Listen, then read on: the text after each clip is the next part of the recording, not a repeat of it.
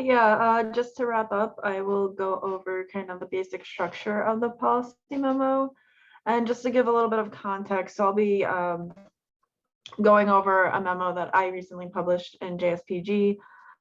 It's a local issue in the city of Madison.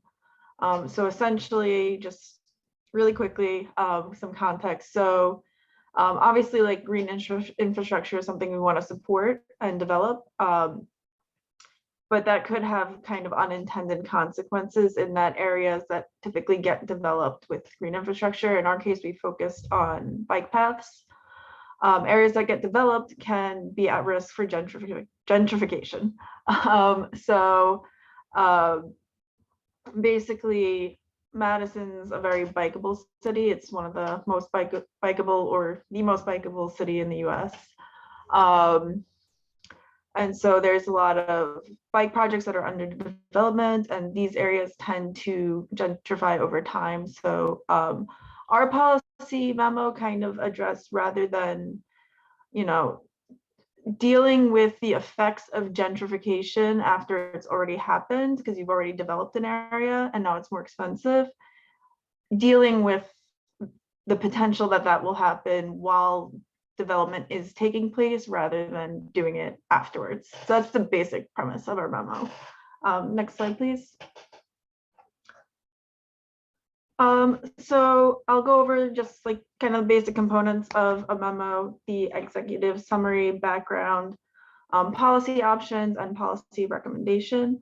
A lot of the times you'll hear this repeated when people are talking about how to develop your policy memo. Bottom line up front, or BLUF, which is something that I always just remember. Every word has to be very important. And I think as scientists, we're used to writing in this way where we try to just focus on what's actually important and make every word meaningful. And in this case, when you're doing policy writing, you just kind of want to assume that the person you're writing for is very short on time, might not even read all of it. So you want to make it very clear what you're offering and what each policy option is and pros and cons. So the standard memo, and this was true for the previous memo writing competitions with NSPN and JSPG, is generally like 2 to 3 pages. This year, the memo, well, it's not a memo competition, it's the policy briefs this year. There's a policy brief competition. And so that's even shorter. So that's a format that I'm still kind of wrapping my head around. But for the memos, I'll just go over the basic structure for those. So next slide, please. So the executive summary, I kind of usually describe as just generally the abstract of the policy memo. You want to just summarize your entire policy memo into a very short space. And this includes the policy recommendation too, as well. So, you just kind of want to assume that, if you're the person that you're writing this for, in our case, it's the mayor of Madison, that this might be the only thing that they read. And if they read this, that this would be, kind of everything that is included in the memo. So you just want to make sure you address them and you want to make sure you include that. And so generally it's just very short, kind of abstract of the policy memo. Next slide. So for the background, this is where some of the stuff that we've been talking about will be included. So we talked about, the relevant STEM data, generally, like also you can include the legal status. So, what has previously been done. So all that information should be included. So some people structure their background. So there's a subsection that will include, what the current legal status of the issue is. And that would be the section where you would kind of go over what people have previously proposed. We didn't do this because it's a very local issue and Madison has not done anything about the potential impacts. But I can show you the next slide. So what you want to do is you want to build a your case, you should care about this issue. So you want to use the statistics, use real world examples. In our case, we used an example from Chicago, which is the 606 trail, which they built and put in, and that led to just enormous amounts of gentrification. It's actually so bad that when I mentioned that I was working on this to somebody who had was not involved with it at all, he's from Chicago. So it's so bad that he actually knew what I was talking about. He's like, oh, that's like the 606 trail in Chicago. So it's a pretty notorious example of green gentrification.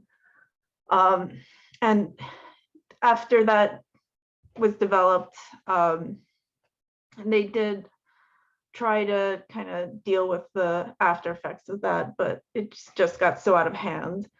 So this is kind of building up the case that it's a real problem.